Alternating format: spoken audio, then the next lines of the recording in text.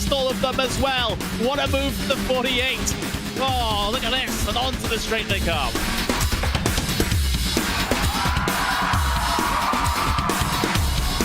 Brilliant move there from the number 40 to make it through. That left-hander sliding up the inside, going up now over Hawthorne Hill, down Pilgrim's Drop, and it's brilliant stuff here at Brands Hatch.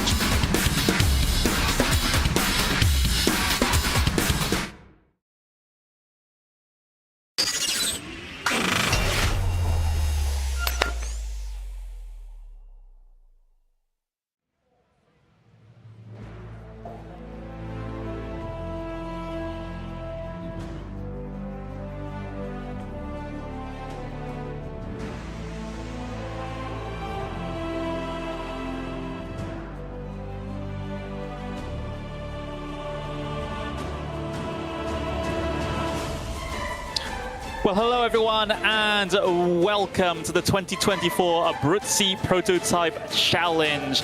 We're in our third round of the championship, and it's going to take place here at Road America. My name is Connery Maddock, and I'm joined by Ewan O'Leary for this particular broadcast on RaceSpotTV and, of course, on Motorsport UK. It's a very, very sunny day here, well, at this side of the Atlantic, and it's great to see these prototypes head back out on track to give us some more fantastic action we've seen throughout these last couple of weeks with the first part of this championship.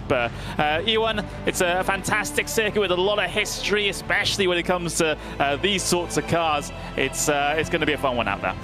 It certainly is, and as you say, these cars are going to suit Road America very well indeed. The long run in towards turn one, which makes it a very, very high-speed opening corner of this race, especially for our top class here this evening. The run down towards turn five is probably going to be the best chance to ever take, but Canada corner will be a decent one to have a go at as well.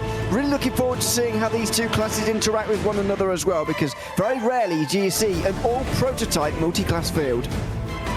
Absolutely, that's one of the unique things about this championship. It's the Abruzzi Prototype Challenge after all, not the Abruzzi Prototype and GT3s / whatever challenge. So there we go. So there's our calendar. We've got our first two rounds in the bag already at both Spa-Francorchamps and the Daytona Road Course.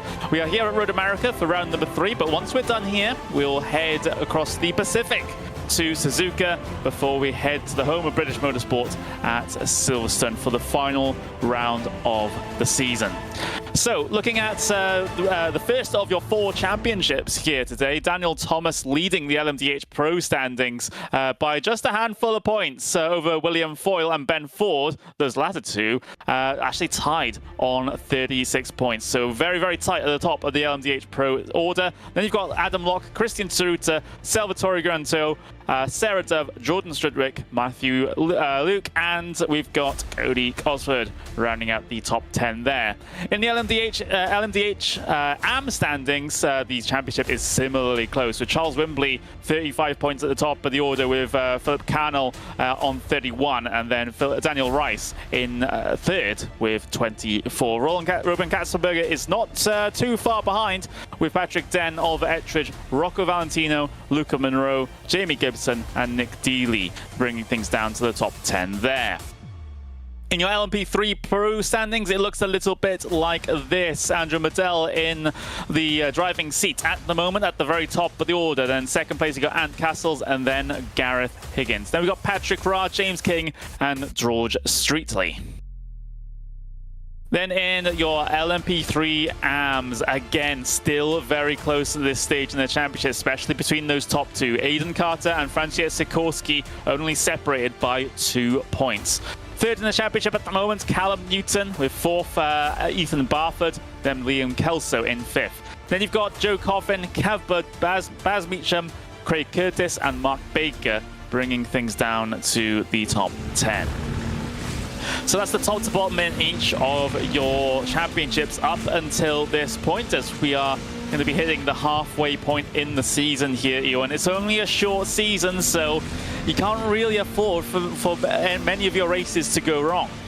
No, you certainly can't, and so you'll have to absolutely make sure that you, first of all, stay out of trouble, I think, in all of these races. Road America shouldn't be one of those where you should be in trouble too much, actually, but we'll see who can get through this race, and if indeed many drivers do fall by the wayside. Yeah, it's one of those seasons where you'll have to certainly be on your toes throughout and have decent results all throughout. But I think what's the encouraging thing from most of these championships is that actually nobody has really taken a full stranglehold over them yet. I don't believe we've had any double winners just yet in the first 2 rounds in any of our 4 categories. The best we've had is a first and a second place from a couple of drivers. So it keeps it very open, keeps it very close in a point system where the winning of a race is regarded as very important, with 7 points gap between first and second.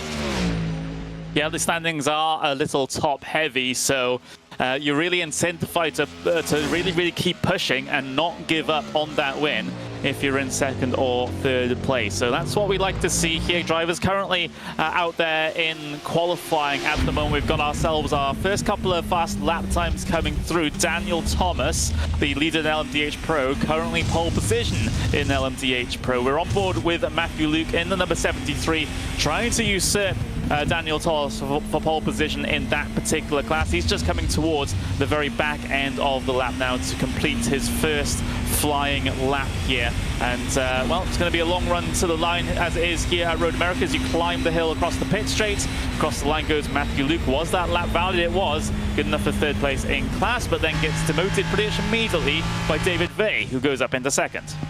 Yeah, and was a second away from Daniel Thomas as well as we go on board with an LMP3 for the first time here today. They are about 12 seconds slower than the best of the LMDh Pros, which means around here there'll be plenty of lapping to do, maybe once every 8 laps or so if you average it out, but of course it will feel a lot busier than that. James King will not set a lap time this time round that counts, I wouldn't have thought, after hitting the gravel on the exit of Canada corner.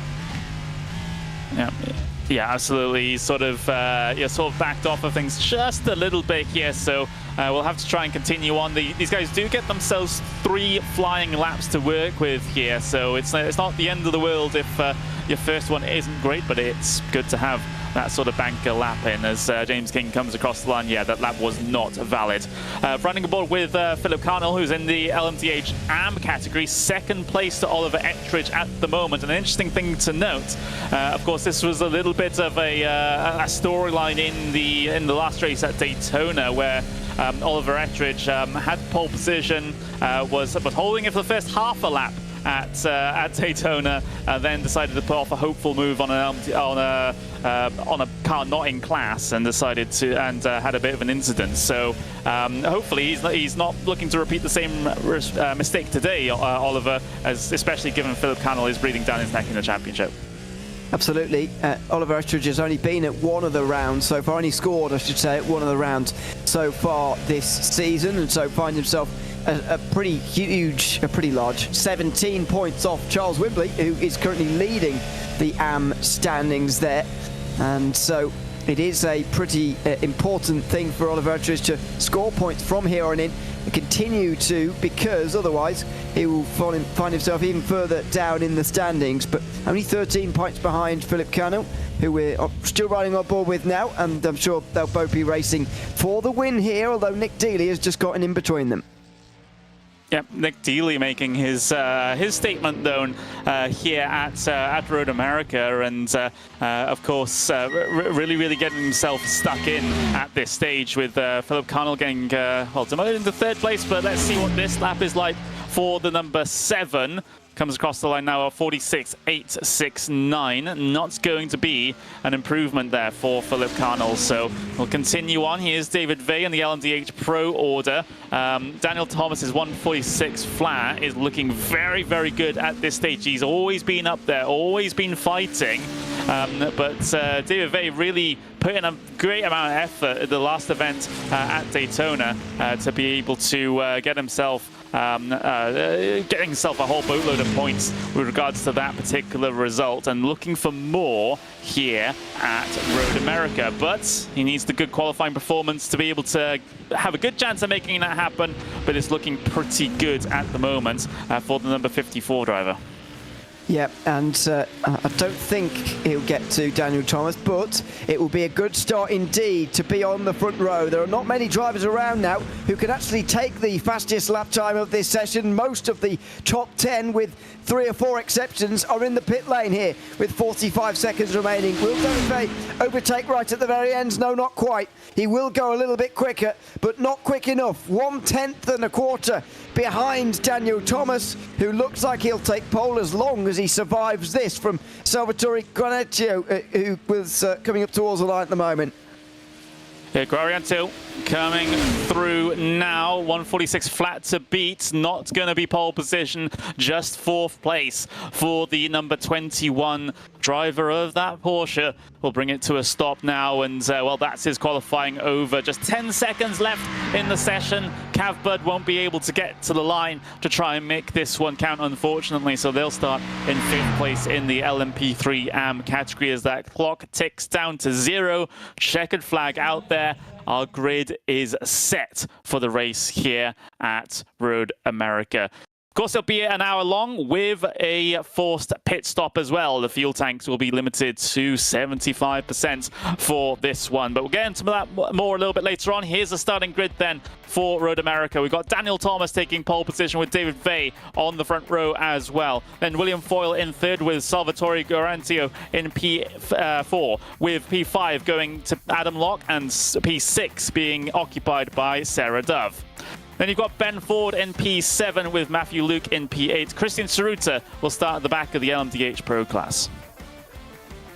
And then in the LMDh AMS, you've got Oliver Ettridge starting from pole position, only 68 thousandths of a second ahead of Nick Dealey. Then you've got Philip Carnell in 3rd with Patrick Den in P4. Luca Monroe will start 5th with Jamie Gibson in 6th. Robin Katzelberger in P7. Zed Murray starts 8th with Jack Mace in 9th. Then your LMP3 Pro looks like this. George Streetley, pole position with Gareth Higgins on the front row. Then you got Ant Castles and Andrew Medell, and then James King, the 5th and final car there.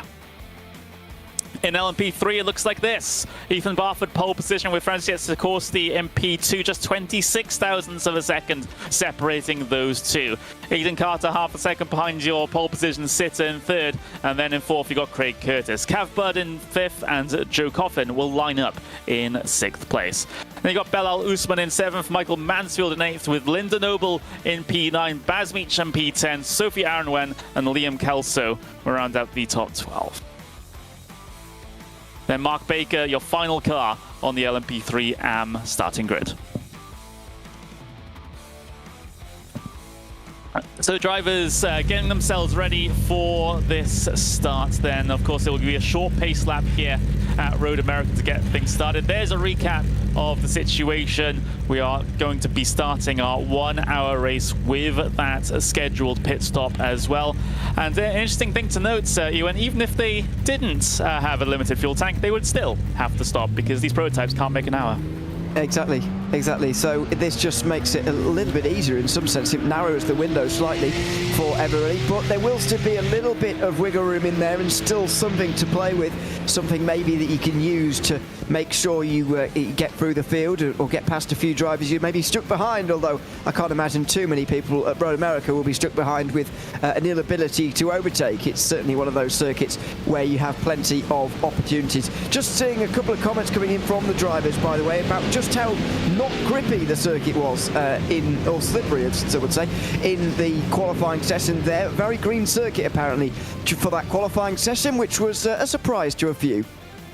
Track had low usage in practice, and of course that has been set to carry over into each of the next sessions. But the drivers have been given the order to go on green for this particular event. So field not necessarily under the control of Daniel Thomas, but he will lead them to the green flag here in round number 3 of the Abruzzi Prototype Challenge. We have the green flag here at Road America. We're racing for round number 3. Daniel Thomas away very, very well indeed, and it's a bit of a gaggle behind. For second place, Dylan Foyle in the middle of a 3 wide, briefly in towards turn number 1, but David Vey will sweep around the outside and make sure he holds that one. Meanwhile, the LMP3 race start as well, and we have a big, big spinner in the back.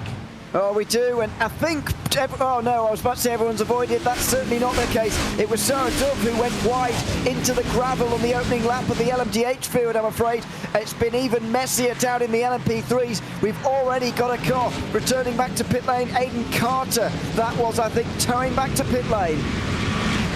Yeah, absolutely. He's the only one down on pit lane here at the moment as drivers still continue to try and sort out their little squabbles and try and get single file here. It seems like the front of the LMDh field has done well in doing so. LMP3s just about getting themselves sorted as well at this stage. So a little messy from a couple of drivers, at least in those early stages, but it seems like most people are away well at the moment. I'm seeing Nick Dealey slide down the order a little bit, at least in the overall order here. Not entirely sure what has happened to him in that instance, but everyone looking to try and get themselves settled. That's a big wreck, it looks like. That's Jack Mace, the number 32, with a broken front right suspension assembly, front left suspension assembly, and no front clip. Yeah, somehow he's been limping that around. That is very interesting. I wouldn't bother, to be honest, but there you go. He's trying and will continue to try and get it back to pit lane regardless by the looks of things. That's not particularly ideal. Yeah, Nick Dealey has been losing a couple of places overall, but first of all, that was because he's just lost some of the places he gained on the opening lap. And second of all, they're all to pro drivers. So actually, he's not losing any points, just overall positions, as now just in front of him, Adam Locke and Ben Ford go side by side in towards turn one. And on the outside line, Ben Ford couldn't make that work, so Adam Locke stays in 5th place in class, 6th place overall. Yeah, it's a little bit weird to see Ben Ford this far back. It was a poor qualifying order. Whoa, it's a big one in the background there. Nick Dealey involved, Matthew Luke, I think Christian Saruta involved. You see that bright, luminous car pass the camera there, as that's going to be Nick, so I'm seeing Matthew Luke. That was Matthew Luke and Nick Dealey. There we go. There's Nick Dealey on the grass, just trying to rejoin the circuit. And someone else spun out in the background as well there.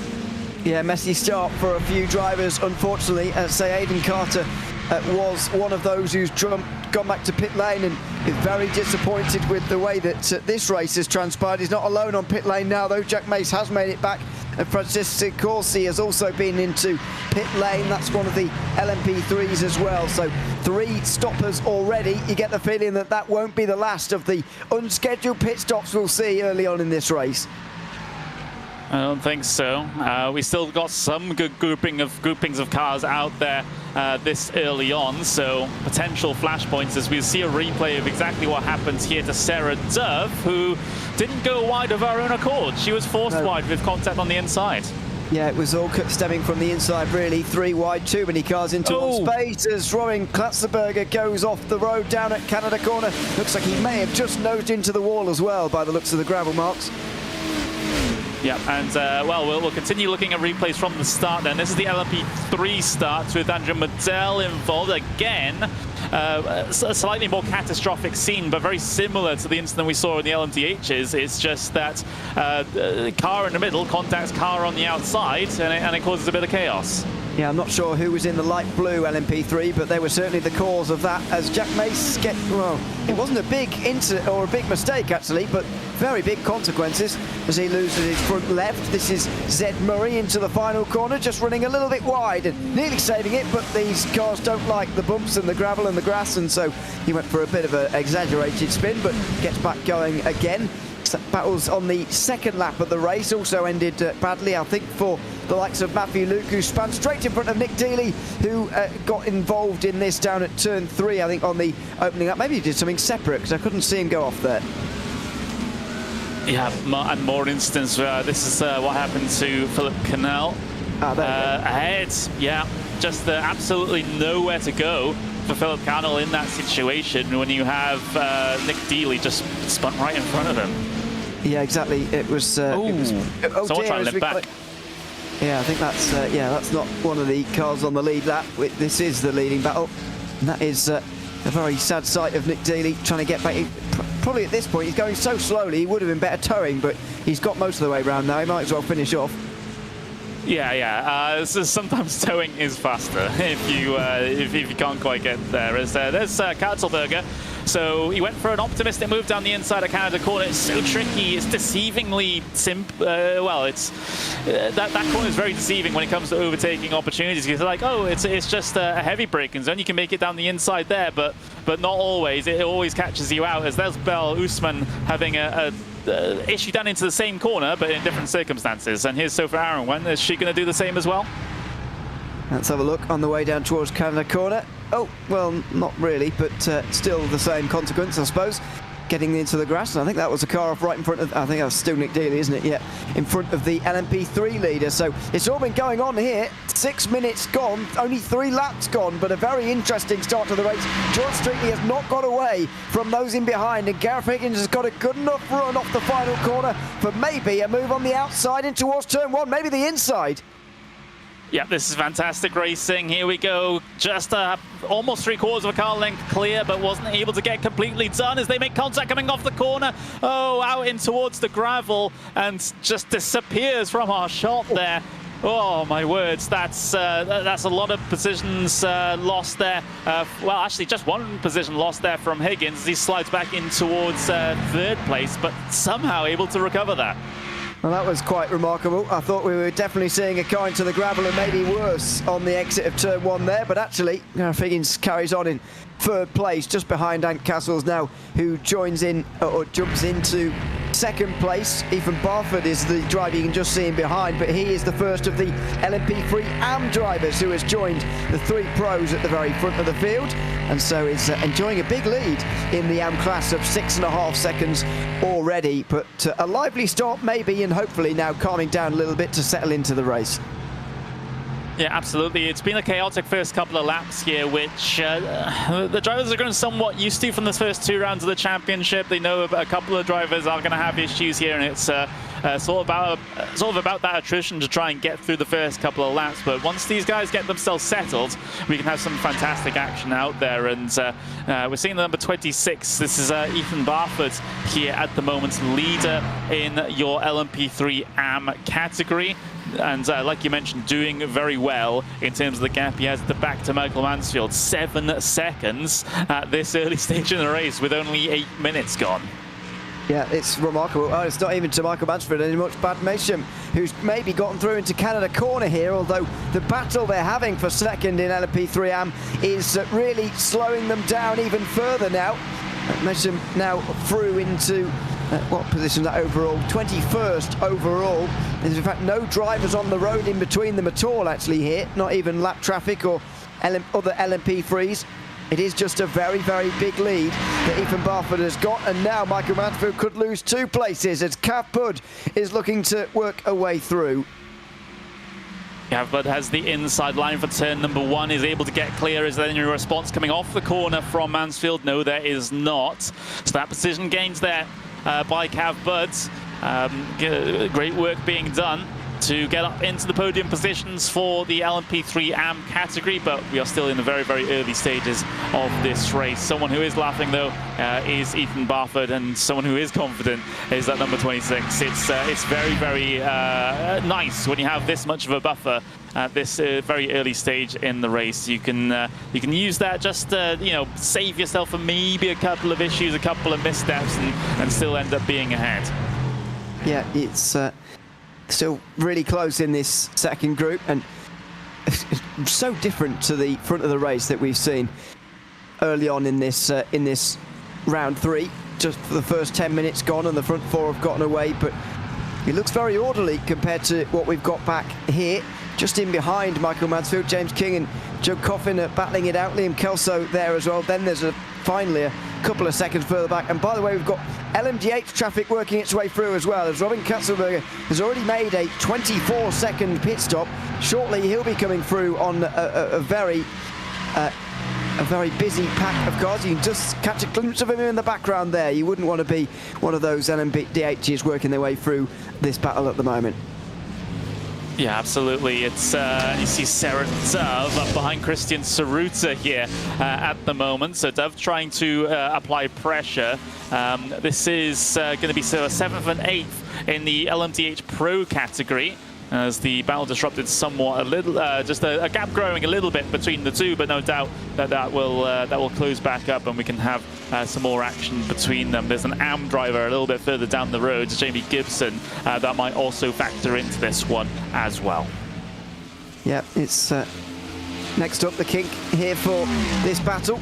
Really committed through turn 11. You can't afford to really be offline or anything, otherwise you will get it wrong, even though it is a very flat out corner that you don't have to think about as much. If you're ever so slightly offline, you certainly will do. These guys only a quarter of a minute away from Daniel Thomas. The entirety of the overall top 12 or so covered by just 15.3 seconds, which means there's plenty of battles to be had in LMDh at the moment. Adam Locke is probably the closest to making an overtake on the way down towards turn 1, and there he goes. He can't quite do it though into turn 1 for this battle for 4th place in class.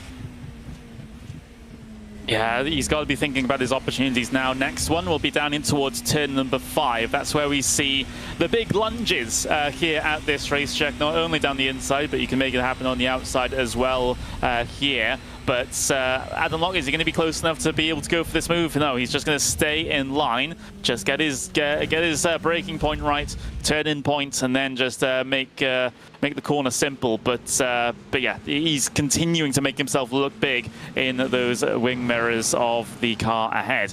But you know, you got battles elsewhere as well, and of course, lapping procedures starting to happen too. Yeah, Daniel Thomas has just lost the lead, I think, in a lapping procedure. Didn't quite see what happened, but he certainly did lose the lead to William Foyle and David Beck, who's now through as well. And you can just see the start of traffic happening here. We've already got Aidan Carter and Francesc Sigorsi a lap down now, but one of those two, excuse me, they're both LMP3s. It's Nick Dealey who's a lap down in an LMDh. But what we're going to start seeing now is everybody getting lapped. Sophie Owen will be next, followed by Bella Loosman, followed by everybody else in the LMP3 field. This is going to be the busiest time for the top. I don't think it was a lapping procedure issue with Daniel Thomas. I think he just had a solo incident, so we'll have to wait for a replay of that one potentially. But yeah, that's a way to lose the race lead for sure. And Dan Thomas now all the way back in P3, which is not ideal whatsoever. So not only did William Foyle get through, but David Vey did as well, and then they came up on the traffic, which seemed to exacerbate the issue. Here's the replay for Dan Thomas, down in towards turn number 5. Yeah, just a little bit too much speed in. There was a tiny bit of contact through the middle of the corner there, but I don't think that was the main factor there. I think Thomas was always going to be running wide there. Difficult to work out what on earth that was all about, really. Thomas just broke too late, and it looked like William Foyle also broke too late and just brushed him on the way past. So I don't think it was the contact that actually instigated the leading change by any means. As you say, it was already Daniel Thomas braking too late that handed over the lead, but what a weird moment. Yeah, so it's changed the complexion now of this LMDh Pro category.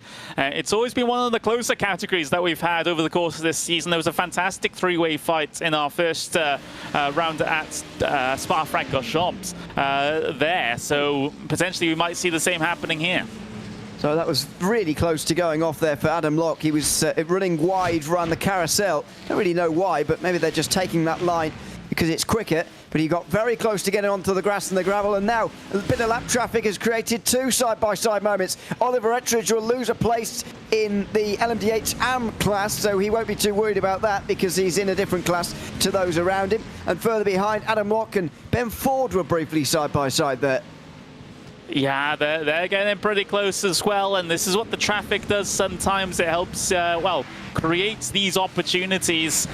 Whether or not that opportunity is good for you or not, well, there's two sides of the same coin, isn't it? But you can see Daniel Thomas looking to try to recover from that incident on the earlier lap here. But again, just traffic on the outside is not exactly going to help his situation. He's going to try and stay in the slipstream of David Vey here, which is relatively crucial here at Road America. You got a lot of long straightaways to be able to sit in it and try and manufacture a move. But again, caught out with the traffic a little bit through turn 3, so he won't have the run into 5. Not quite.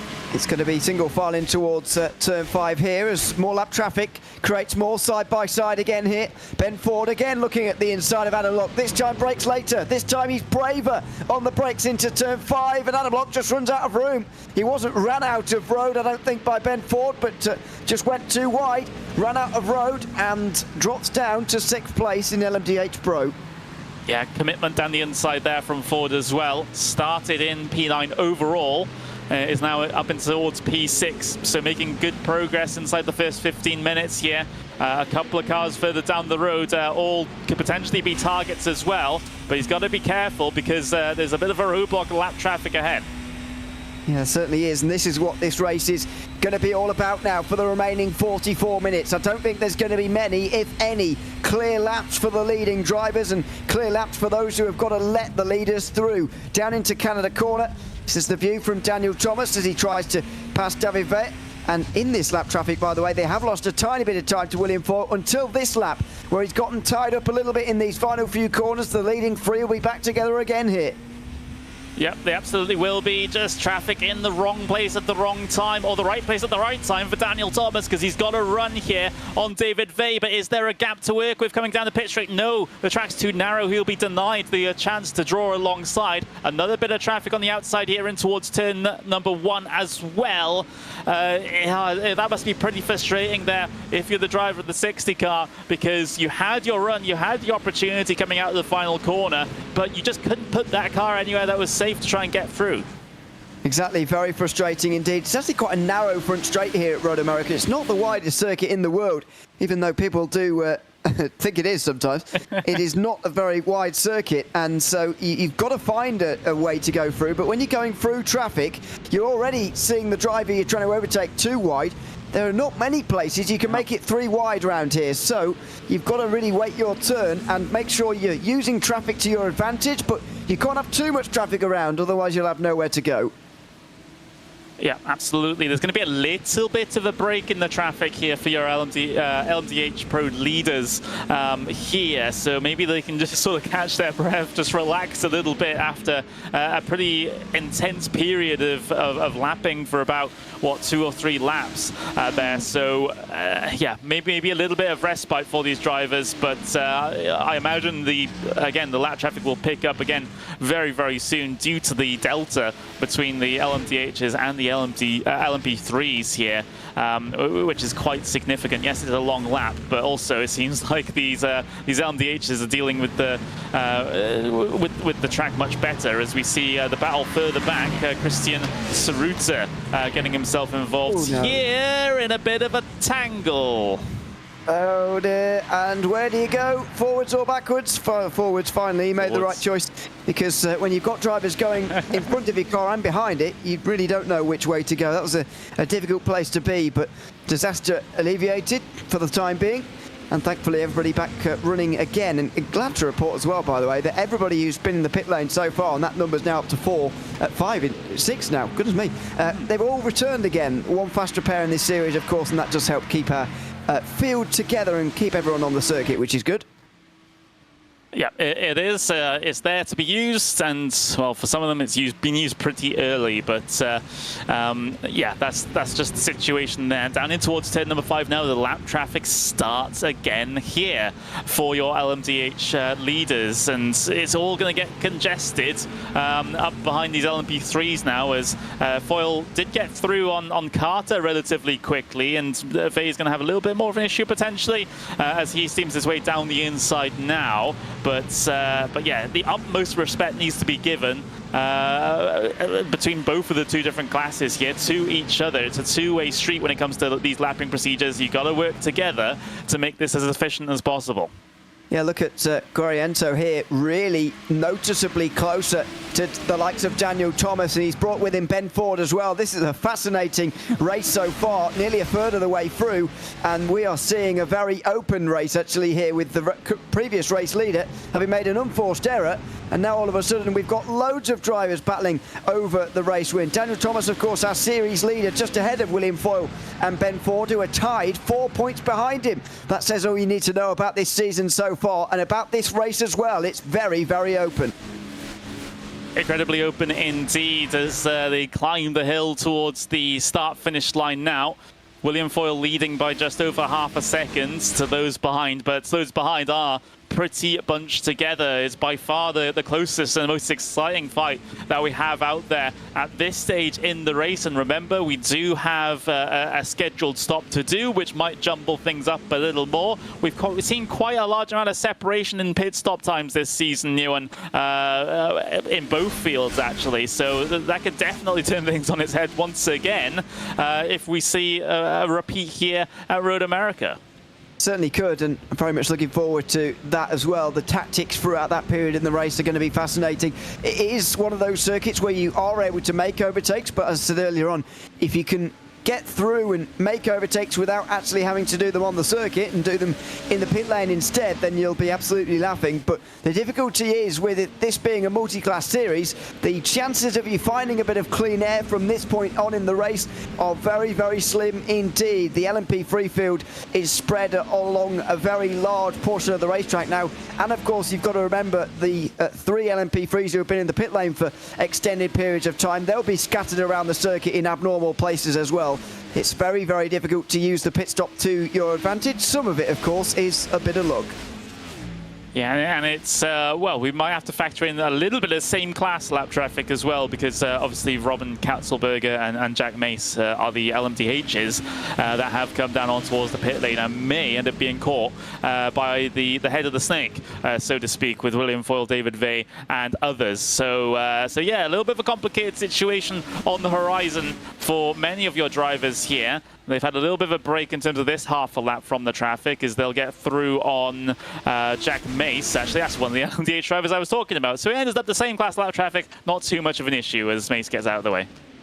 Well, that's presuming everyone's going to do that when they all come up to laps. So I don't think it'll be quite as smooth as that every time, but that was certainly good lap traffic driving from Jack Mace, who knows that this is not going to be his day and just deciding to stay out of everybody's way instead. David Vey's going to be under pressure here, though. Not sure, and in fact, it probably wasn't lap traffic that created that, but instead the general situation, and this is interesting towards the turn 5. All bunched up together through there, as you see Foyle attempting to try and break away, but of course he's also fighting against the slipstream, keeping some of the others in contention here as well. So it just makes that little bit more difficult to try and hold on to the lead here. And also you won't have as many opportunities to try and save a little bit in terms of the fuel number as well. So there's some disadvantages to leading, but not many. Yeah, not loads, I'll be honest, but there you go. It's the interesting thing about motorsport, though, isn't it? It's never really a fully ideal place to be, especially in races like these. This has been a fairly static situation now with these 5 for a little while. I should say at 6 or 7, really, because Adam Locke is starting to catch them, along with Oliver Ettridge, who's extending his lead in LMDh AM. Sorry, I just saw a bit of a moment there from David Vey coming out of the corner, got the back end out just a little bit, which has lost him a little bit more time here to Daniel Thomas, excuse me. I've been calling him David. Daniel Thomas, and he'll have a chance potentially here down in towards turn number 1. He's much closer coming out of the final turn as he has been on previous laps. So let's see what happens here. Does he go for the hopeful lunge? Does he decide to play the long game? The long game is being played, backs out of it on the way down in towards 1. But he almost doesn't have a choice here, because William Foyle and David Vey are helping one another. As soon as Daniel Thomas moves out to the right or left-hand side, you'll see David Vey using the slipstream of William Foyle. Thomas will be in the brick wall of air, and he won't be able to move forward any further. So he's going to find this very, very difficult indeed. He's going to be one of those drivers to surely use the pit stop phase to try and move further forward in the order, unless he does something brave on the brakes, which he's not able to do down into turn 5. Yeah, that's of course a very big factor here. They can play rear gunner here a little bit and disrupt those behind and potentially allow Foyle to run away with it. But you know, it's not a team's championship, though, is it? It's an individual drivers' championship, and I'd rather the drivers keep it that way potentially and fight amongst each other. But that's just a personal opinion, of course, as they head their way through the very exciting carousel. The car's on the limit of grip coming through here, which is always a fantastic feeling when you get to drive it. And then you're not done with the excitement, because then you got the kink coming up, which is that very fast right. Yeah, it's a fascinating circuit to go racing on here, and entertaining as well. I can't say it's one of my favourites particularly, but it does provide some good racing, that's for sure.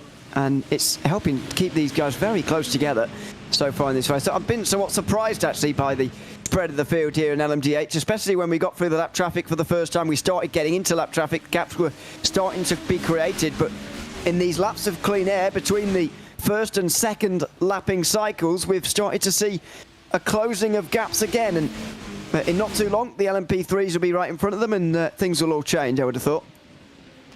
Yep, and just Gareth Higgins getting up into second place in LMP3 Pro.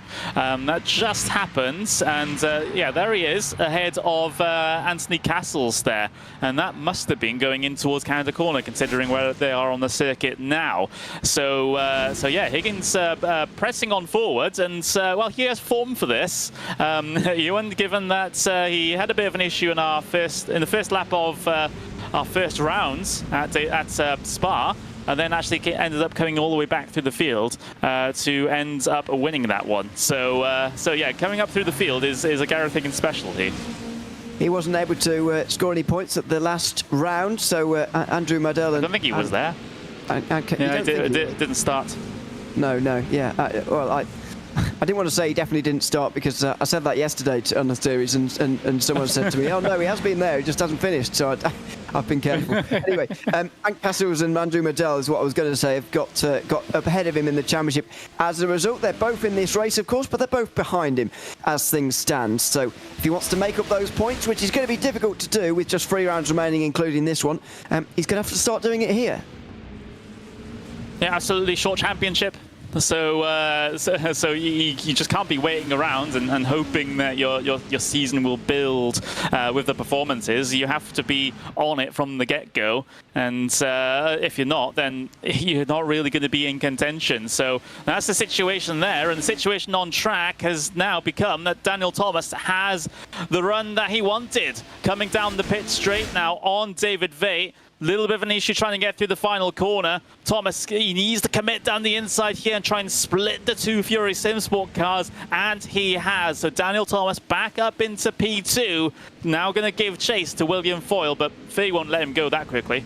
He won't, but that was what it was going to take for Daniel Thomas. It was going to have to be a mistake from David Veit to let him through. Even then, he was really struggling, Daniel Thomas, because of the slipstream that was being afforded Veit by his teammate William Foyle. But Daniel Thomas was able to get the inside and, more importantly, get through as well. So there has now been a change inside the top 3, and it looks immediately like Daniel Thomas was being held up for that last portion of the race. Now that he's been released, he's able to go a little bit quicker and get onto the back of Foyle. Yeah, meanwhile, Higgins on the charge once again. So he passed Anthony Castles just 1 lap ago, and now he's right on the back of George Streetley. And this, if he makes it happen, would be a pass for the LMP3 Pro lead as well. So Higgins on an absolute charge in the last couple of laps. Has been putting down some very, very competitive lap times indeed to try and make this one happen. As I think if you're Streetley at the moment, you're sort of getting a little bit concerned, because no doubt he's been flicking his eyes down towards the relative over the last couple of laps and just seeing the massive gains that Higgins has been made. Yeah, exactly. These two were not here last week, and they, as a result, are well out of the championship battle for now. George Streetley certainly is, after missing the first 2 rounds of this championship, but Higgins certainly looking for a way through, and it looked like Daniel Thomas was about to get through into the lead, and so William Foyle dives in. Yep, he does. I wonder if that was a last-minute decision or he actually intended to do that, but Daniel Thomas released into the race lead, at least temporarily here, but it depends on how this pit stop cycle works out. As we can see, coming down the pit lane, William Foyle, and he is, well, currently all on his lonesome a little bit here. No one else necessarily from this lap has come down in with him in that LMDh field. No, exactly. So he's pretty much on his own. I would have thought they can go a little bit further on fuel, that's for sure, these LMDHs. So Be interesting to see just how much further and for how long William Foyle's going to be left here on his own. If he comes out ahead of the LMP3 leaders, I think he'll be in a good place in terms of clean air and so on, but I think he might have pitted slightly early if he was intending to do that. Still can't see any LMP3s on the right-hand side, just trying to peer over the pit wall there, because this is a long stop for William Foyle. Yeah, he's going to be in, there they go, he's going to be in a lot of traffic here. Oh, he's going to come out behind the battle for the race lead for LMP3 Pro as well. They've just gone through in towards turn number 1, and actually a good couple of LMP3s have gotten them ahead of him here. So we'll have to see what how this timing works out for him. But I imagine he would have liked to come out ahead of that battle rather than behind it. Yeah, exactly. That's what I think was really important for his race, actually, to come out ahead of it, but he's not been able to. And that's a good marker for the others as well, when they're looking at making a pit stop here. Just wait 1 or 2 laps further, and you'll be able to come out of the ahead of the LMP3s too, effectively eliminating a whole lapping of them. If you can do that, and you can time it right. But at the moment, Daniel Thomas is looking hard to catch whoever you are. In come some of the others. Yeah, David Vey is in, so is Garantio, so it has Adam Locke. Ford and Ettridge actually stayed out there in terms of some of your top running LMDh cars, of course Ettridge being in the AM category in that instance, but yeah, this is interesting. So we see potentially a sort of split decision making here. David Vey coming down in at this stage, 1 lap later, and we see replay of Will Foyle here just trying to get through on the LMP3 race leaders, and does so in a decent place. Yeah, if there is one to do, it's pretty difficult, as we see the pit stops now for those who have come in first time round. In the main view of our camera here, they all drop down on the jacks pretty much at the same time. How much does that cost William Foyle is the real question here. He could have just waited 1 more lap and he would have been clear of the traffic. Has it cost him his position to his teammate? I think it has done, as David Vey makes his way out of pit lane. Yeah, David Vey out ahead. So maybe a little bit of a missed timing on the pit stop there on the part of William Foyle. He is up to speed at this point as well, so we'll have a slight advantage right now. But yeah, it's that one's a tough one. Sometimes you just have to do something different, though, if you put into that being put into that situation. But in this instance, it's not been very successful. So now we got to consider. Okay, what does Daniel Thomas do with this information? Because one thing he hasn't done is come down in. He's just gone past the pit lane.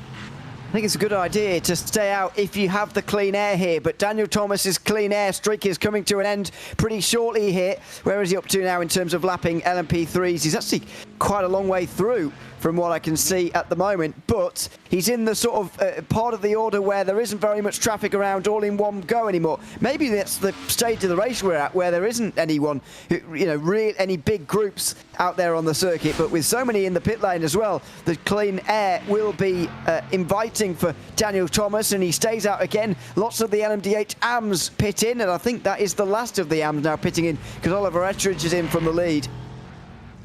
Yeah, and he had a relatively healthy gap to those behind as well, so not too much of an issue for Ettridge. And we see Gareth Higgins again trying to get this attempt on this move done for the race lead in LMP3 Pro over George Streetley. Streetley on the outside of Canada corner, trying to get the defense put up, as Anthony Castle's looking to try and get involved from third place here as well. They make contact coming off the corner, but Higgins is through and up into the race lead. Oh, I thought that contact was going to be disastrous for both of them, but George Streetley somehow hangs on, and so does Gareth Higgins as well, who has the lead, of course. Now, what does Ant Castles do here? As he closes in, does he help his teammate, push him along, or does he go for his own position? I don't think he's going to have the run on either of them, actually, out the final corner, despite the battle they've just had. But that was so close to disaster. Gareth Higgins really risked that all to get into the lead. Ben Ford out ahead of David Vey and LMDh Pro. That's a bit of a change. It's a surprise, actually. Considering his pit stop was actually longer, clearly his in-lap was better. Yeah, incredible. So the front of LMDh Pro has been shuffled around a little bit, and Daniel Thomas hoping that it works out in his favor, as he also comes down on towards the pit lane now. There's George Streetley in the wall. Wow.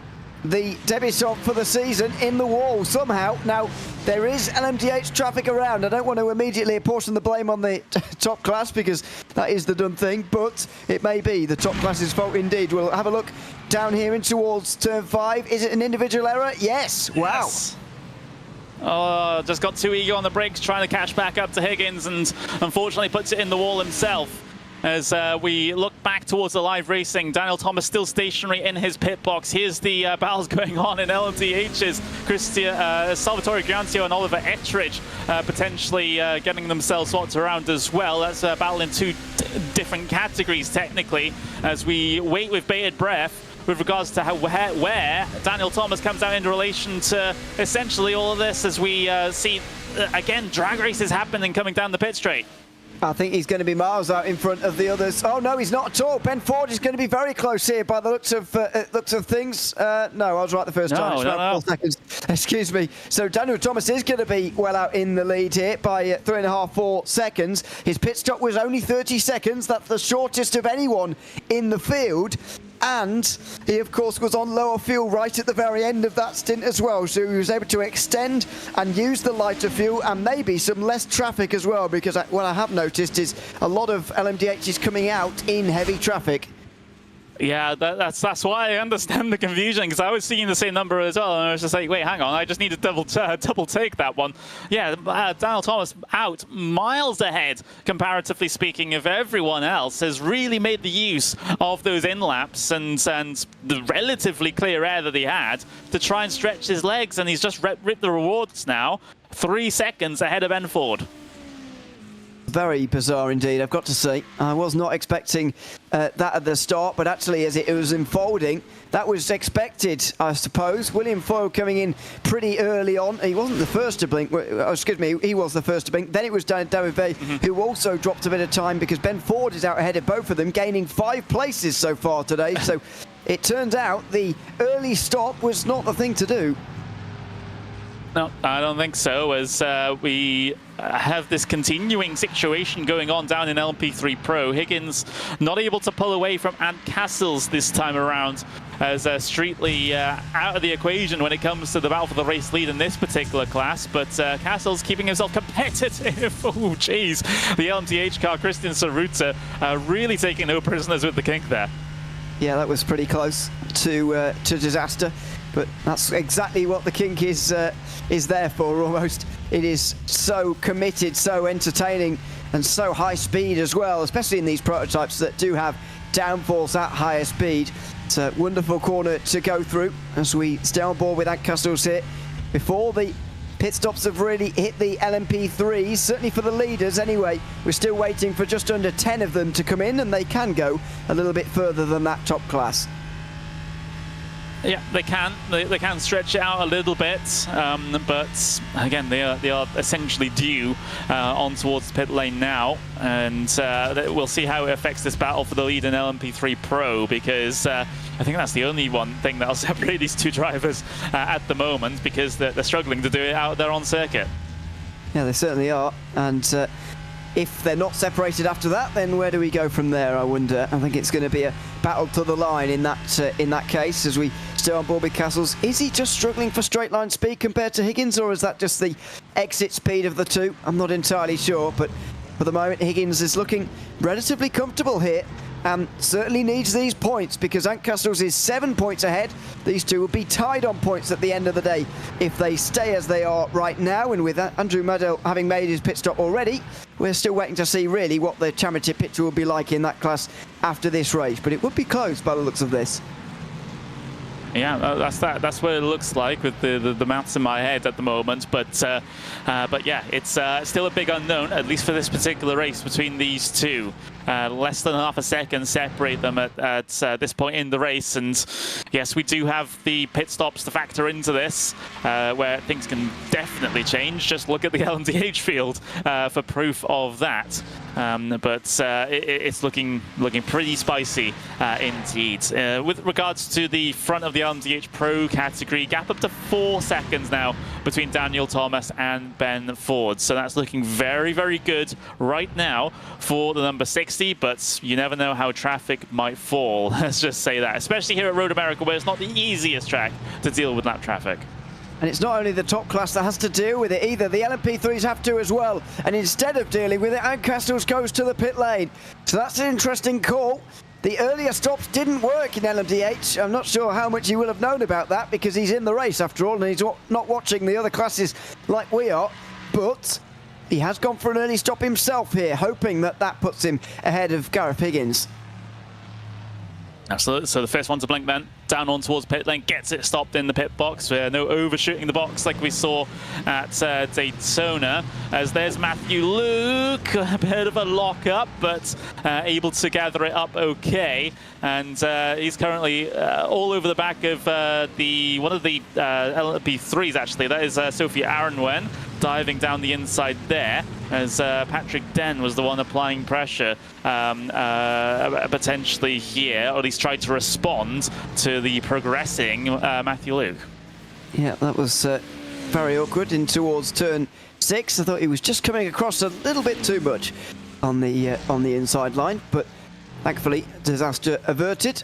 So he pushes on in what at the moment is 9th place overall, 7th place in class, just behind Luca Monroe, who's in the AM class in 2nd place at the moment.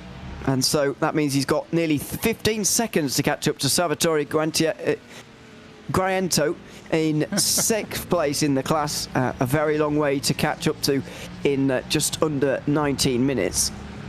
We've been struggling with his name all day, haven't we? No, but it's fine, though, as, again, yeah, 18.5 minutes left in this race. A couple of cars coming off of pit lane there as some of the final LMP3 stops.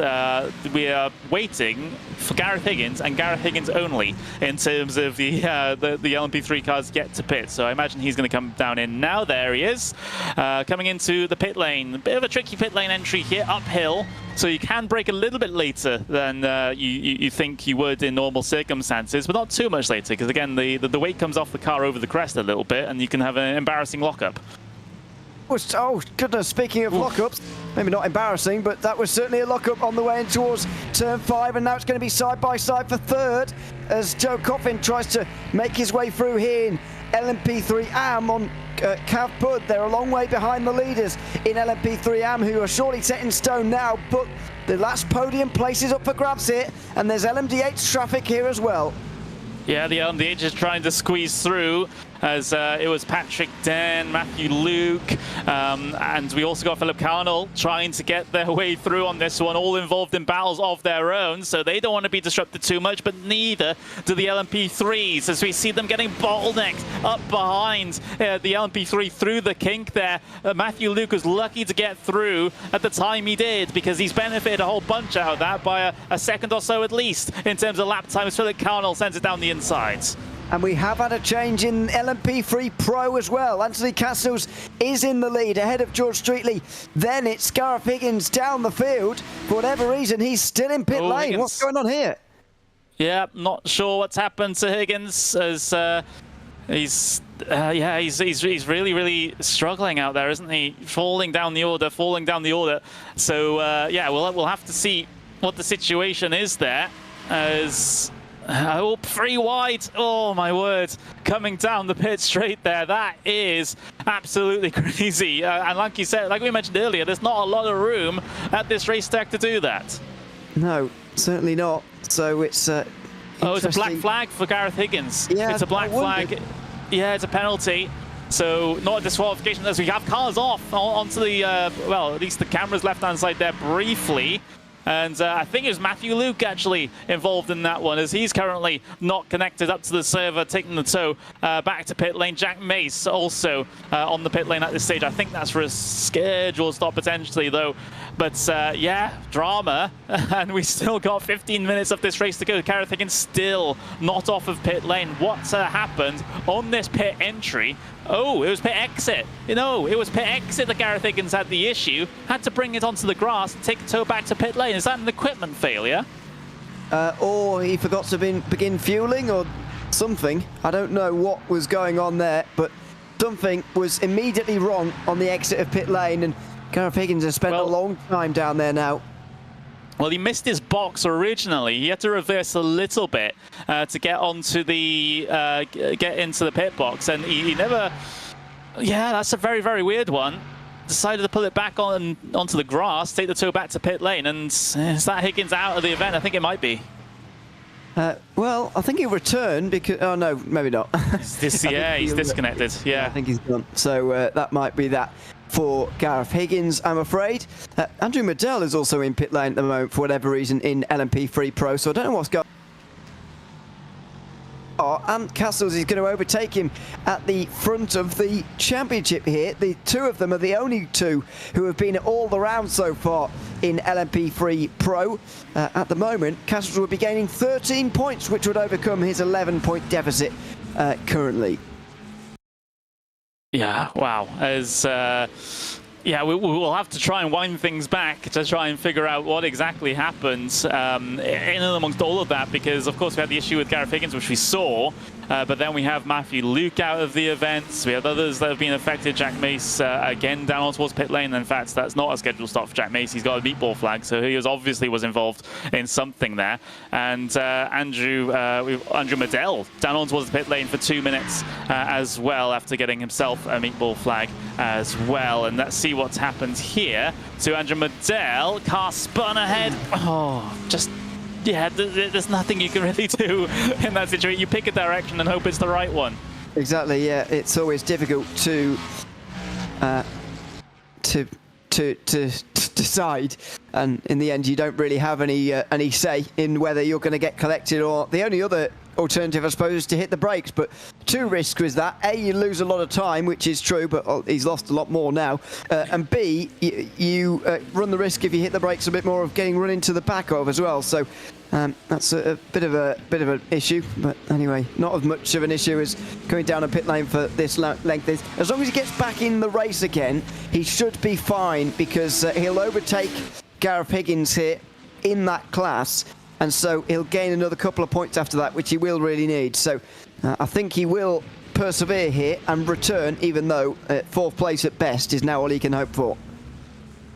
The two teammates circulating there, David Vey, William Foyle, third and fourth in LMDh Pro at the moment. I believe, and I hope, we'll have a little bit of time to talk about the prizes, because it's been action from the drop of the green flag here, and we haven't had the chance to talk about anything else. But the prizes, of course, for the winner of each class, they win a fully custom pair of Abruzzi Gloves Boots and the shirt. If you're second place in each class, then you just get the gloves and the boots. And if you're third place in each class, you will just receive the fully custom pair of gloves. So that's the situation there with regards to our prizes for our class winners. Yep, and so that's what they're fighting for in the top three of each class, which are all positions being very, very much fought hard over. It's going to be difficult to get into the top three of any of these classes, that's for sure. At the moment, we've got our current candidates, but that could very much change very easily. I mean, this race in LMP3 Pro has certainly shown that anyone who jumps into that class immediately wins a race, one race win, and you'll be right up there in the battle for third place, for example, as we see a replay here of Liam Kelso getting it wrong into Canada corner. Yeah, it's so tricky on the brakes into there. You can kind of understand some of these spins from that perspective, because you're basically just about finishing turning, as then you're straight on the brakes there. So if you have any sort of wheel input in, it can get very, very tricky down into there to try and get the car stopped, and then the car wants to try and snap on you as a result. And it's not the most even circuit either down into there. So it's a very, very tricky point in the racetrack. It looks simple, but it really, really isn't. And I imagine everyone who's driven this circuit on iRacing or other sims will attest to the fact that that is a very, very tricky braking zone to get right indeed. It is. It's a big stop there, and so it's not the only big stop around this circuit either, and makes it very, very difficult indeed. You've got to have the car set up well on the brakes here, and you've got to be comfortable with the way the car's set up on the brakes into Canada Corner and Turn 5 as well around this circuit. I find especially downhill braking zones are always very difficult indeed, and that's what makes Turn 5 such a challenge as well. As we see a look at the start-finish line and the gap for the lead that's come down to 3/4 of a second. There they are. And a swap for position in between the two teammates here, William Foyle and David Vey. I have no evidence to say whether or not that was team orders, but it looked like a fairly obvious swap where David Vey didn't really fight it. Yeah, I mean, it would make sense for William Foyle to be given priority. He's second in the championship, needs to reduce his deficit to Daniel Thomas as much as possible. And as things stand, he's going to drop down to third place, whatever happens. So they might as well put all their weight behind William Foyle here and try and get him up the championship again. If the two leaders get together here, first and second, Daniel Thomas and Ben Ford get together, then he can pick up the pieces and get involved with a battle for the race win as well. But for now, they are just 3.5 seconds away. Yeah, and I'm not sure what's happened here to Daniel Thomas. He had a healthy advantage. He had a, fluctuating between 3 and 4 seconds, yes, but healthy advantage, and that's been completely decimated here, coming up inside the final 10 minutes. So I would say race definitely on. And actually, I think Thomas is struggling out there because he just pushed wide yet again, I believe, at least from my own view of things. Yeah, there we go. Ben Ford now all over the back of him.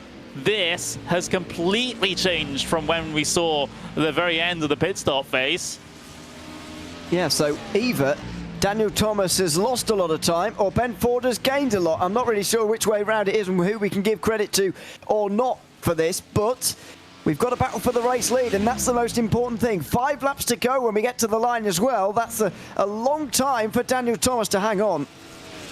Yeah, it is. And, well, Dan Thomas, he went wide through Canada Corner on the last lap. I wouldn't have thought that would have caused any significant damage to that car. Maybe it's just a poor couple of laps here from Daniel Thomas and a good couple of laps here for Ben Ford that has resulted in this situation that we have to deal with now for the end of this race. They got a bit of lap traffic ahead to try and deal with. Hopefully they'll catch these on the straight, which is exactly the place where you want to catch them. As you can see, Ben Ford just committing to one part of the circuit, whereas Daniel Thomas dips and weaves out of the lap traffic. Two different strategies to approaching that situation, I suppose.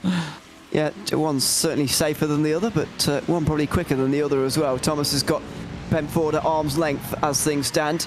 I think Ford needs a little bit of luck through traffic here if he wants to get a bit closer and get that full opportunity. And then when he gets there, he's got to take it, because what we saw during the first part of the race is that overtakes are not easy to come by around here. No, not easy whatsoever. This has to be constructed as far as Ford is concerned. And Thomas, I definitely would have thought would be able to put the elbows out and make sure that he's the one that comes away with the race win instead. This is a fantastic situation for us as viewers, I suppose, to have the battle for the race lead, the overall race lead, so close. But again, there's still a lot of unknowns coming into the final 7 minutes here. And there was another swap going on behind between David Vey and William Foyle. And it's Vey actually back ahead, interestingly enough.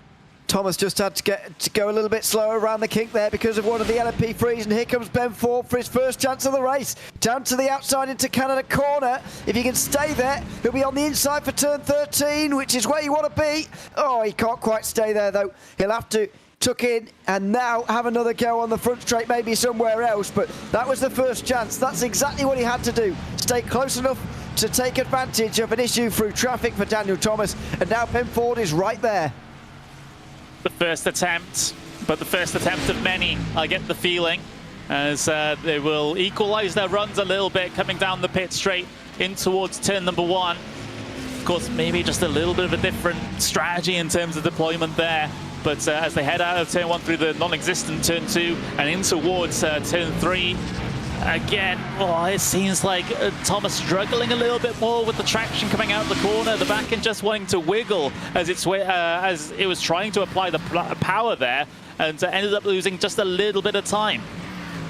Yeah, it's going to be No look missed in terms of apex. traffic. He's missed the apex a little bit there. There's going to be no look in traffic here for Thomas because he's in the middle sector and he's got even more now to deal with on the way towards turn 7, which is going to be tricky. He's going to have to slow down, but Ford's already there, so he can't quite gain as much as he did last time, and there's going to be no space through the middle for him either. So actually the lap traffic didn't really affect or give any time to any of them this time round.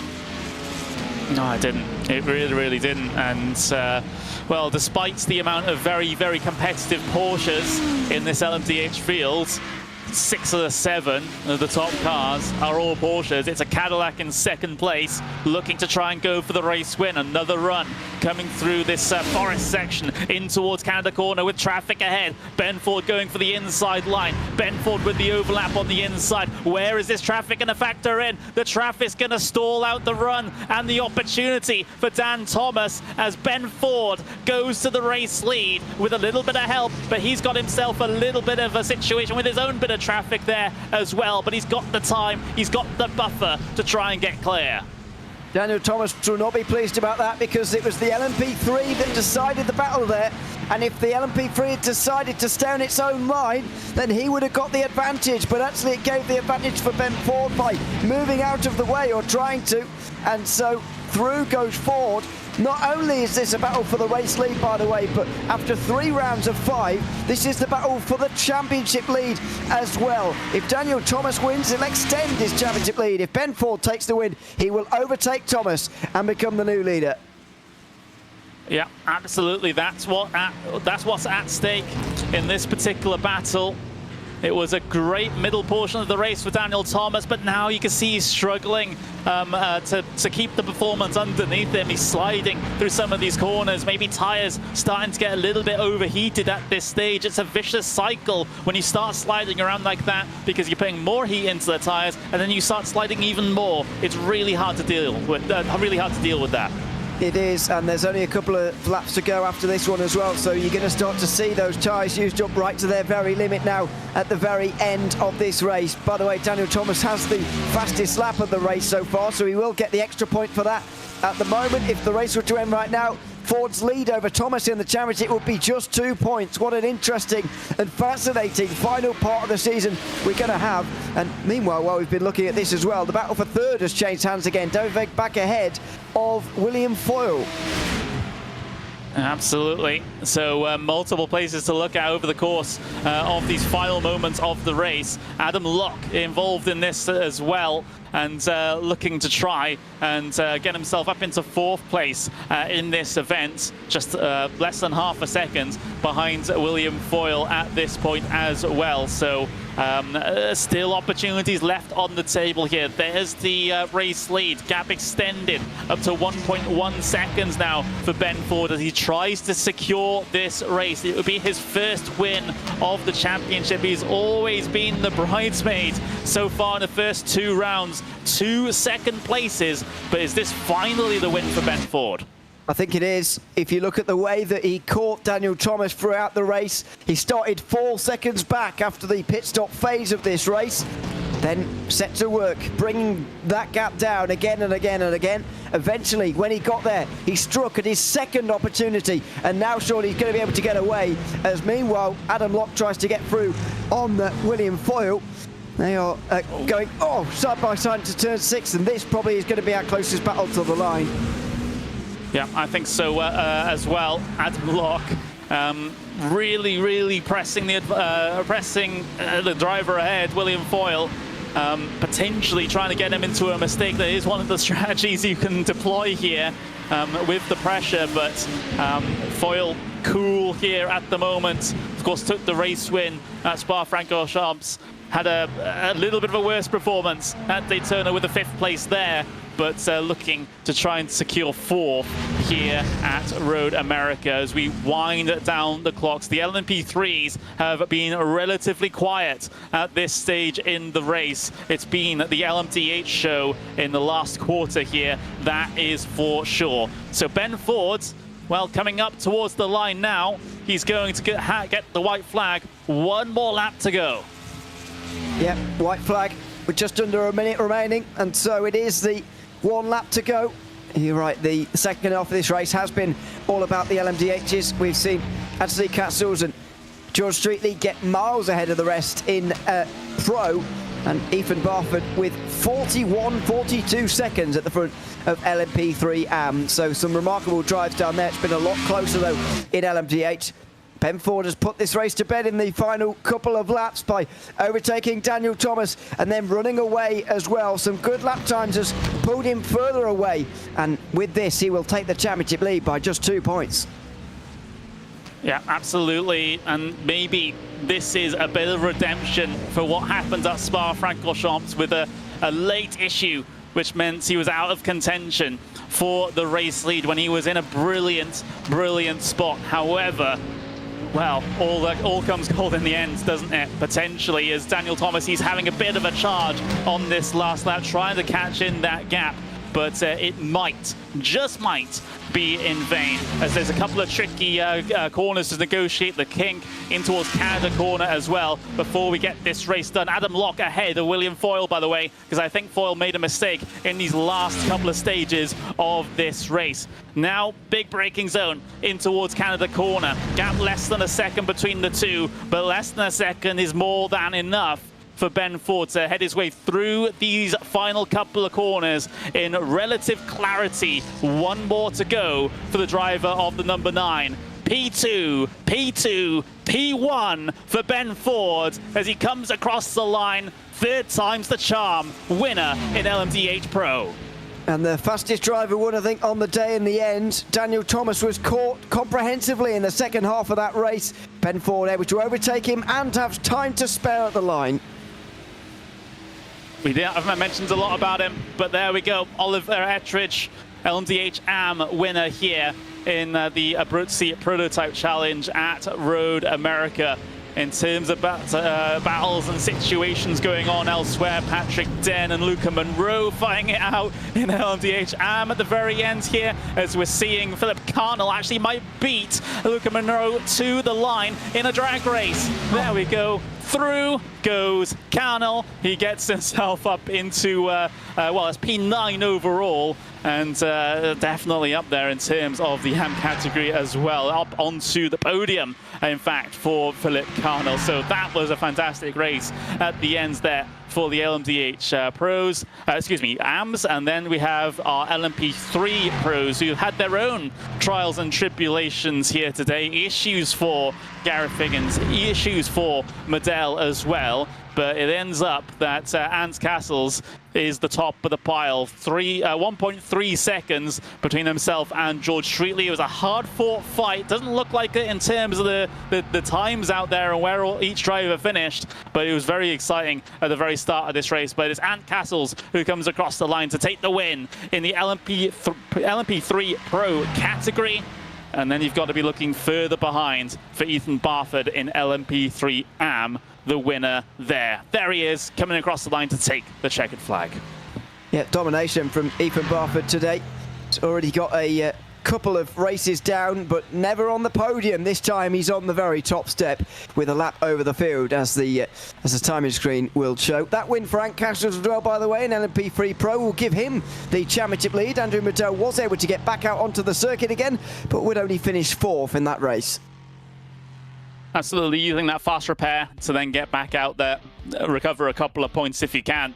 But here are the results then, the unofficial results pending steward's review, because there are penalties that do tend to happen after these races. But it's Ben Ford that wins over Daniel Thomas by 1 second. It was looking almost relatively certain for Daniel Thomas at the very end there when he got the advantage in the pit stop phase. He got a couple of seconds worth of a gap. I think it was up to 4.5 seconds at one point, but it was slowly but steadily clawed back in. David Vey gets himself a podium over Adam Locke in the LMDh Pros. Then William Foyle ends up in P5. Then you got Salvatore Guararentio in P6 with Christian Ceruta P7. Sarah Dove in P8 with Matthew Luke in P9. And then you look at LMDh Oliver Ettridge by 24.7 seconds over over Patrick Dennon. It's Philip Carnell beating Luca Monroe in a drag race to the line on that last lap. Philip Carnell ends up in third with Luca Monroe in fourth. Then you've got Jamie Gibson in fifth with Zed Murray in P6. Nick Dealey, Jack Mason, Robin Katzelberger round out the 9 finishers in LMDh. In LMP3 Pro, it looks like this. Zant Castles takes the race win there with George Streetley following in behind. Then you got James King getting himself a podium here today with Andrew Waddell and Gareth Higgins both having issues today, both multiple laps down.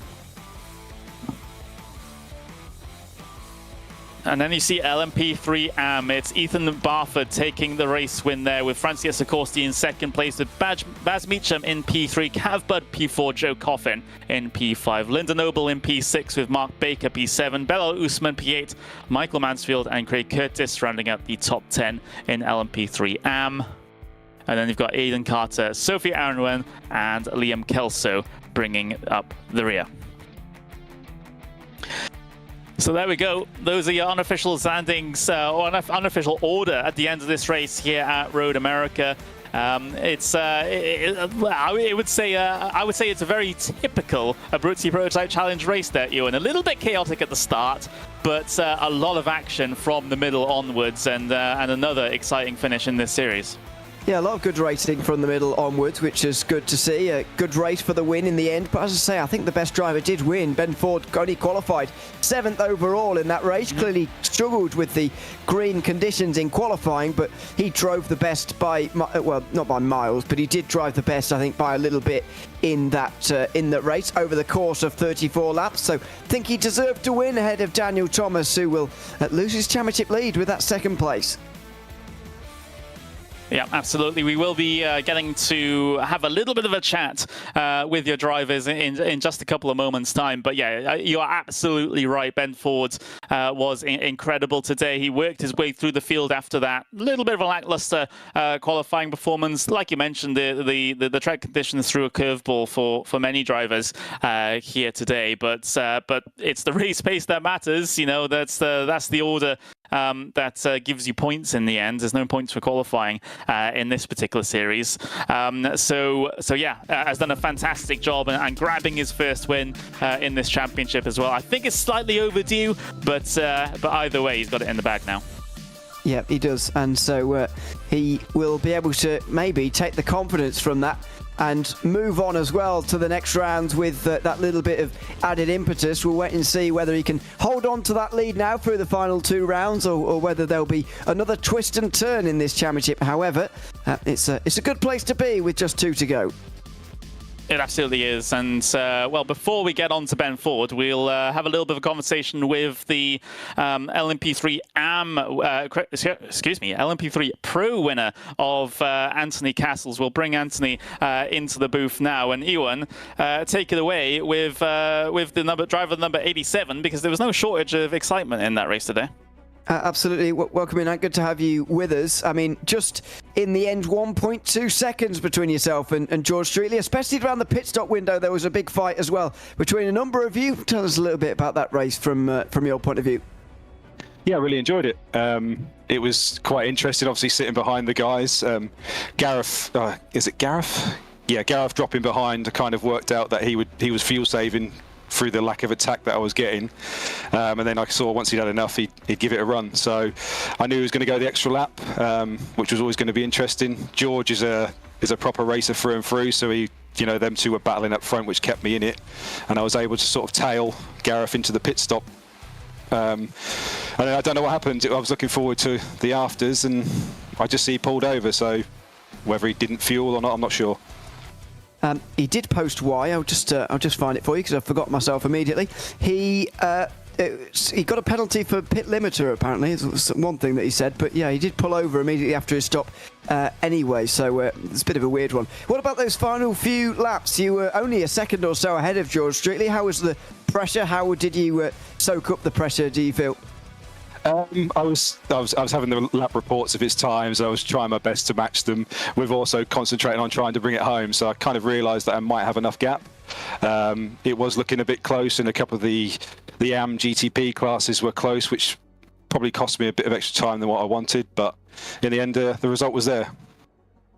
It certainly was. Congratulations on the win, and thanks for chatting to us. Thank you very much. Cheers. Well, there we go. That was Ant Castles, their winner in the LMP3 Pro category, and it just goes to show if you potentially wait for things to play out, it'll be surprising where you can get yourself to in these races. But we will get to have a little bit of a chat with our overall race winner, our LMDh Pro winner. Ben Ford, how does that sound? Because it's been a quite frustrating first 2 races of the season for you, where you've come second place with potential chances of getting on the top step, but finally you're here. How does it feel? Yeah, it feels good. It's good to actually get the win this season, because the first race I made a big bottle, and then the second race I messed up the fuel strategy. But yeah, I was happy. I didn't feel that confident at the start of the race. I made many mistakes, bad qualifying, but I'm happy that I managed to get back through. I was quite surprised I caught. I think something happened to Daniel, I think, at the front, but I don't know what happened, but I'll take it if anything did happen, or I'll take it if I caught up. But it was a good race. I mean, I was trying to look through it myself to try and see if there was anything weird on any of his laps, and I imagine we'll get to hear from him at some point about what happened. But his car definitely did not look very healthy out there. It was sort of sliding all over the place. So when was it that you first realized that you actually might have a chance at winning this one? Because we're all, I know racing drivers. You guys like looking at the relative. You like looking at see, am I gaining on this guy? Am I losing time to this guy? Was it when that time started ticking down for you by multiple tenths that you were like, actually, hang on? When I went to 4 seconds, I thought, it's not bad, but probably I didn't have the raw pace to catch 4 seconds. I think I maybe could have caught a bit, but not 4 seconds. And then I started to see like half a tenth in the last sector every lap or so. And I get a bit closer, I can actually see him on track, and I see him go wide at quite a few corners. I'm like, something's not quite right. So at that point, I don't know, went to full concentration mode and just pushed like mad to try and get him, and eventually I did. About 50 minutes at the end. Yeah, sorry. And so by our calculations, you'll come out with the championship lead after this one. So that puts you in a pretty fantastic spot going into our last 2 rounds of the season. So our next track is going to be Suzuka. So do you have any particularly strong opinions about Suzuka? Well, in Formula 1 cars or Formula cars, I like it very much. Hopefully it translates, but it'd be interesting to see, because I've never done the combination with Suzuka and GTP, so I've done a bit of practice during the week to try and suss it out a bit. But I feel confident in Suzuka generally, so I'm looking forward to it. I mean, it's one of my favorite tracks, and in anything high downforce, that first sector is just amazing. It's just an amazing feeling. It's maybe not the best for overtaking, but in terms of driver feel, there's nothing better. But yeah, I would leave you go and enjoy this race win, and then have a little bit of a think about next time out in terms of trying to maintain that championship lead. But for now, well done, and we'll see you next race. Thank you. Thank you. There we go. That was Ben Ford there from the LMDh Pro race win, and yeah, seems very happy about his situation, Ewan. But of course aware that there may have been issues with Daniel Thomas that sort of assisted the situation. Yeah, maybe, but I don't think he should take too much credit away from himself after that drive. I think I think he deserved to win that race, and it's very impressive indeed. We're not quite we've not quite said it enough, I don't think. The fact he's qualified down into 7th place, he's gained the most positions overall of anyone in the LMDh field. So it's a remarkable drive from Ben Ford, I think, and so I don't think he should take too much credit away from himself. He should take some of the credit. It was a great race. Yeah, just like you say, yeah, I had an amazing race. I was a god amongst men with regards to racing. Yeah. Maybe that's a little bit too overboard. But yeah, we'll get to talk to a driver who perhaps has a better claim to be able to make that point, and that's going to be Oliver Ettridge, as we'll bring him in. And Ewan, you're standing by with the winner of LMDh. Yeah, and the long-time leader of LMDh as well. Welcome in, Oliver. Good to have you with us. How was that race for you? We didn't see a lot of you, but then again, you were in the lead for quite a lot of it, I would imagine. How comfortable was it? Yeah, I think certainly after the first pit stop, I was a bit more comfortable. the first lap, I think David had a bit of a slower start in front of me, so I tried to head to the inside, and that then allowed Nick did amazingly well to hold it around the outside of me, and then down into turn 3, just put my nose in front and decided to just try and fuel save behind the pros for the first stint, and then second stint just manage the gap and try and get fastest lap. And all those points that you have collected now has put you right up there in the championship. I believe you're now second behind Philip Colonel by about 3 points, something like that. It's not very many anyway. How are you feeling about Suzuka and Silverstone and the rest of this season generally? Silverstone, pretty good. I live just down the road. It's my local track. I've done countless laps on the sim. Suzuka, I don't think I've ever put a GTP or any downforce car around that track, so it should be interesting.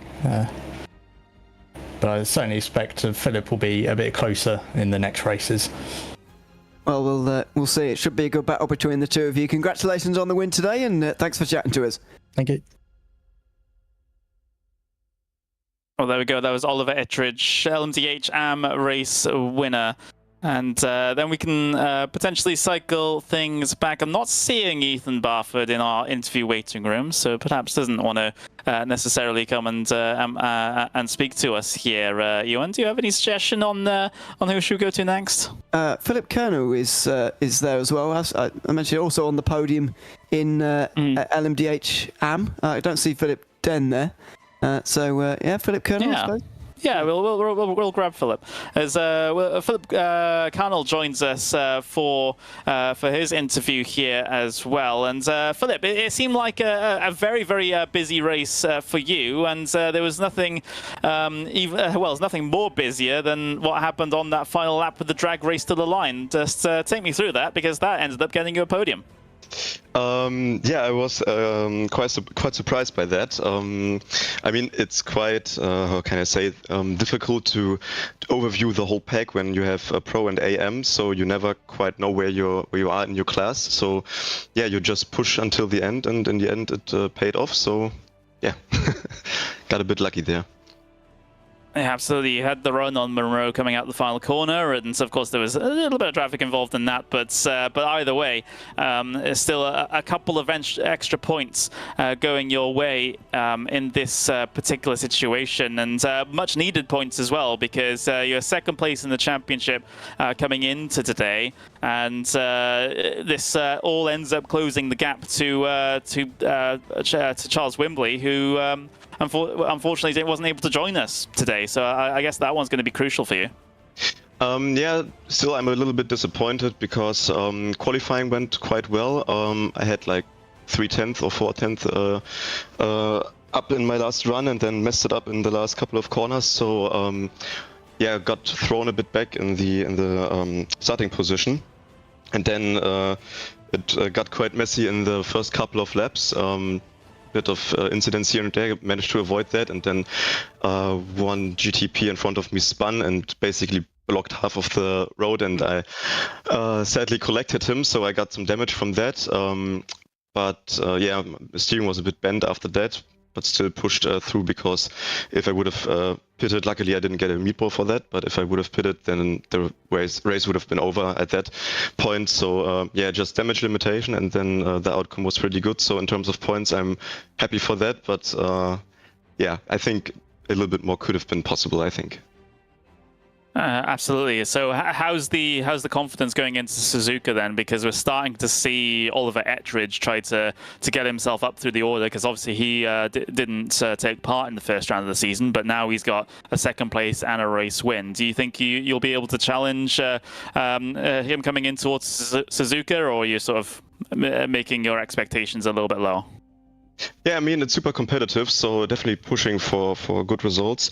Suzuka, one of my more liked tracks, I would say, generally one of the better tracks overall, but never driven that in a GTP, and I think traffic-wise in the first sector with the S's, it's also quite difficult. So yeah, can't really say much on that. So let's hope for the best, and yeah, let's see. Well, we will absolutely wait and see. But thank you very much for joining us, Philip, and go and enjoy the podium. Yeah, thank you for having me. Have a nice day. Bye-bye. There's Philip Connell there, third place in LMDh after a very, very short, a very interesting run to the line where he was able to pip Luca Monroe to the post. But yeah, it was a very, very enjoyable race in summary. Ewan, we've got a new winner a new overall winner in the form of Ben Ford, who gets up in towards the championship lead there. We have the developing storylines in some of the other categories as well. We've set the stage quite well, I think, for the final two rounds of the championship. Yeah, I think so. It's a good couple of circuits as well, very much in keeping with the rest of this series and how we've had it so far. More of the same to come next week from Suzuka. I can't believe, by the way, Oliver Estridge has never driven Suzuka in a high downforce car. That seems unbelievable to me. The fact that he's not driven it, maybe this combination with LMDh and LMP3 at Suzuka is a little bit odd, and I'll accept that. But I think that using the even F1 car maybe around here. Yeah. Never driven it. That's unbelievable. Anyway, I'd imagine plenty of people have, and they will be plenty practiced enough, ready for next week's race. But as we saw at the start of this race, plenty of incidents early on there. We'll see plenty of incidents early on here as well, and maybe throughout the race as well at what is a very difficult circuit. Man's never played an F1 game. That's what we found out here. As we'll wrap things up here in the Abruzzi Prototype Challenge. Thank you very much, everyone, for joining us. But of course, we have a very critical penultimate round to the season coming up at Suzuka. So you'll want to join us for that here on RaceSpotTV. But from myself, Connery Maddock, from Ewan O'Leary, we'll have to say good night.